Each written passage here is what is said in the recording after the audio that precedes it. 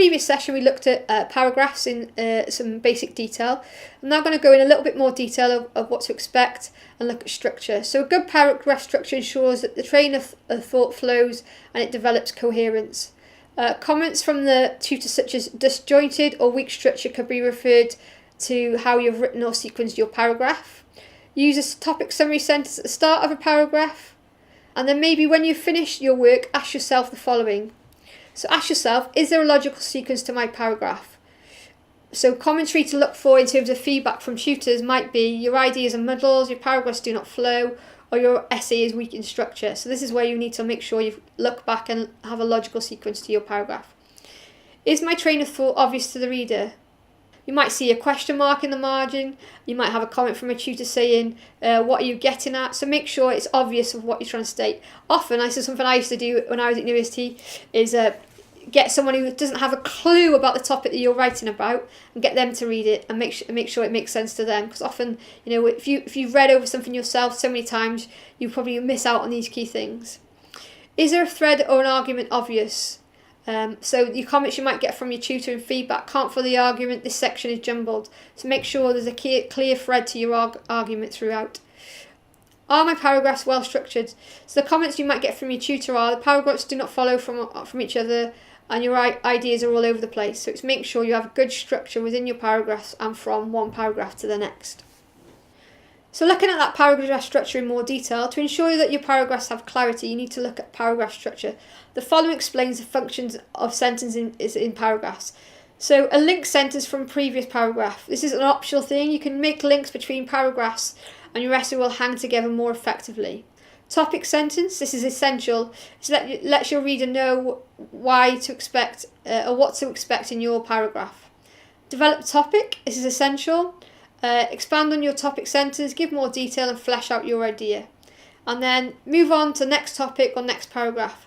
Optional, this is letting the reader know what is coming next or help the reader to understand a logical sequence, or if it's your concluding paragraph, obviously it just summarises the last points or concludes your paragraph.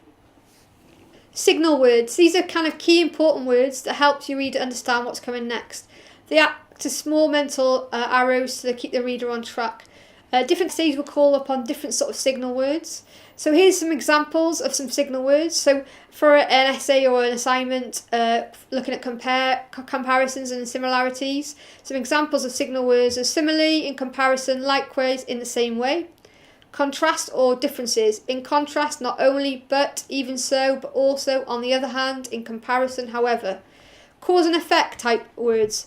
A consequence, which is an effect, consequently, effect, due to, therefore, with the result that, because, a cause, as a result, effect, the reason for, if then. So you can clearly see the cause and effect words. Listings, a major development, next, furthermore, afterwards, conclusions, begin with, later, in addition, finally. And then you've got problem solution, the dilemma facing, the problem facing, the major difficulty, a resolution to this.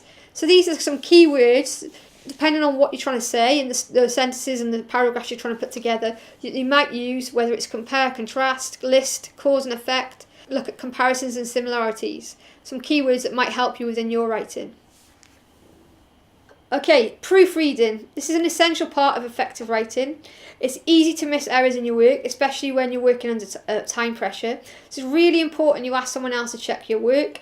Maybe look for spelling, grammatical errors, sentence structure, construction errors, and just making sure that your work makes sense to you and them.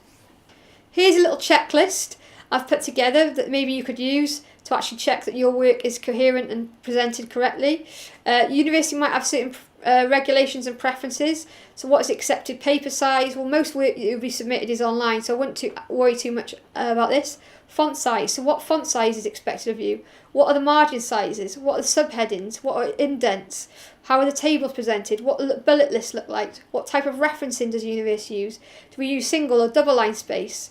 Do we have your name or student number on each page? Headers, footers, use of appendices, title information, past the tense of the assignment. So it's really important maybe when you're checking for your assignment, you're adhering to these key regulations and rules within that assignment brief or university general rule overall.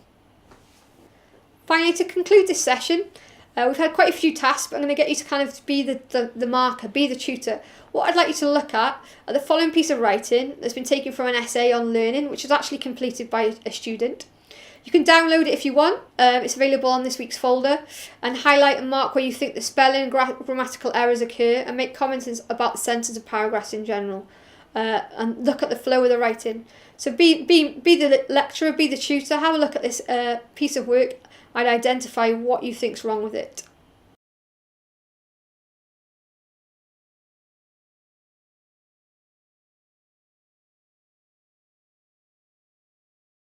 Now that you've completed that and had a little go, available on Blackboard within this folder is the actual kind of my marking of this, of what I've said about it. One key point I would like to make at this point in time is something I see kind of more regularly within student work, and you might be surprised that I see this, is the use of text speak. Make sure that you never use text speak with any sort of academic work, even emails to your lecturers.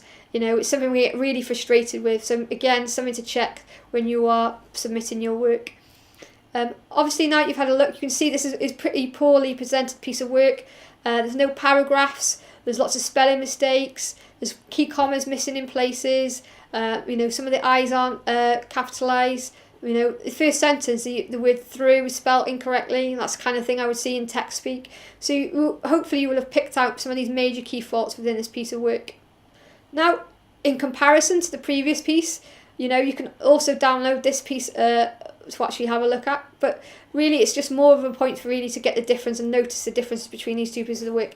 These were actual essays that were handed in as part of an assessment. Obviously the first one got a very poor mark. I've probably made it a little bit worse than it was, just for you guys to pick up on those key faults.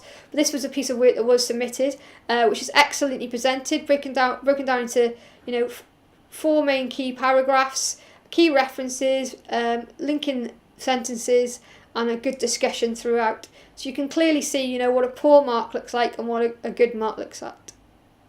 In addition to what we've gone over in terms of academic writing and some of this language and grammar, a lot of it stuff is some basic stuff that's obviously, you know, you will have covered in school. But there are some available links from the advice shop guides and also websites that can really help you in this area. Obviously, if you haven't done this kind of thing for a while, it may be worth revisiting and looking at some of these key tools and skills that you're going to need over the next 2 to 3 years.